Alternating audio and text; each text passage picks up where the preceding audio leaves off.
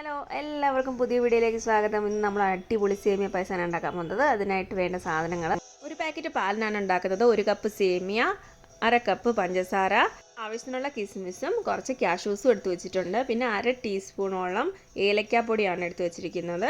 3 table spoon നെയ്യും കൂടെ നമുക്ക് ആവശ്യമുണ്ട്. പിന്നെ ഇതിലേക്ക് നമ്മൾ സ്പെഷ്യലായിട്ട് ചേർത്ത് കൊടുക്കുന്നത് ഈ ഒരു ഐറ്റമാണ്, മിൽക്ക് മെയ്ഡ്. കണ്ടൻസ് മിൽക്ക് ഏതെങ്കിലും ബ്രാൻഡ് മതി. അതൊരു 3 ടീസ്പൂണോളം ചേർത്ത് കൊടുക്കണം. പായസം വെക്കുന്ന പാത്രം അടുപ്പത്തേക്ക് വെക്കുക. അത് ചൂടായി വരുമ്പോഴേക്ക് അതിലേക്ക് 3 ടേബിൾ സ്പൂണോളം നെയ്യ് ചേർത്ത് കൊടുക്കണം. നെയ്യ് നന്നായിട്ട് ചൂടായി വരുമ്പോഴത്തേനും കാഷ്യൂ മുന്തിരി വറുത്ത് കോരി വെക്കണം.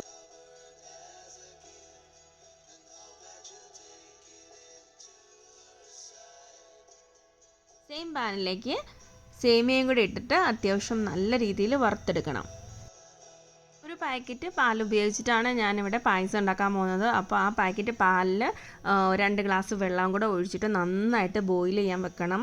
സെയിം ടൈമിൽ ഞാൻ പാൽ അവിടെ നന്നായിട്ട് ബോയിൽ ചെയ്യുന്നുണ്ട്. സേമിയ നന്നായിട്ട് വറുത്ത് വന്നപ്പോഴേക്കും തിളപ്പിച്ച് വെച്ചേക്കുന്ന പാൽ അതിലേക്ക് അരിച്ചൊഴിച്ചു കൊടുത്തു. ഇനി നന്നായിട്ട് ഇത് ബോയിൽ ചെയ്യണം. ആ സമയം ഇതിലേക്ക് നമുക്ക് ഏലക്കാപ്പൊടിയും എടുത്തു വെച്ചേക്കുന്ന പഞ്ചസാരയും ചേർത്ത് കൊടുക്കാം.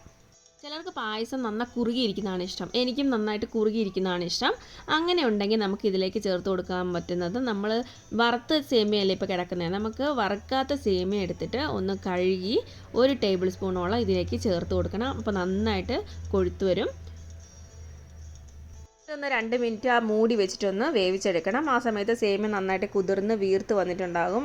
കൺസിസ്റ്റൻസിയും കറക്റ്റായിട്ട് വരും. ഈ സമയത്ത് തീ ഓഫ് ചെയ്തിട്ട് വേണം നമ്മൾ മിൽക്ക് മെയ്ഡ് 3 ടീസ്പൂൺ ഒഴിച്ചു കൊടുക്കാൻ. ഇനി അവസാനം നമ്മൾ ഇതിലേക്ക് കാഷ്യൂ മുന്തിരിയും കൂടെ ചേർത്ത് കൊടുക്കുകയാണെങ്കിൽ നമ്മുടെ പായസം റെഡിയായി.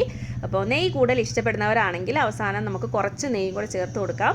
സേമിയ പായസം ഇരിക്കും തോറും കുറുകി വരുന്നതായിട്ടാണ്, അതുകൊണ്ട് ചൂടോടെ തന്നെ സെർവ് ചെയ്യണം. ഇനി അതല്ല, നിങ്ങൾക്ക് ഇനി കുറച്ചുകൂടെ ലൂസാക്കണം എന്നുണ്ടെങ്കിൽ പാല് തിളപ്പിച്ചിട്ട് ചേർത്ത് കൊടുക്കാവുള്ളൂ. അല്ലാതെ ഇനി രണ്ടാമതിട്ട് ഇത് തിളപ്പിക്കാതിരിക്കുക. അപ്പോൾ ഇന്നത്തെ റെസിപ്പി ഇവിടെ അവസാനിക്കുകയാണ്. നെക്സ്റ്റ് വീഡിയോയിൽ നമുക്ക് വീണ്ടും കാണാം. ബൈ.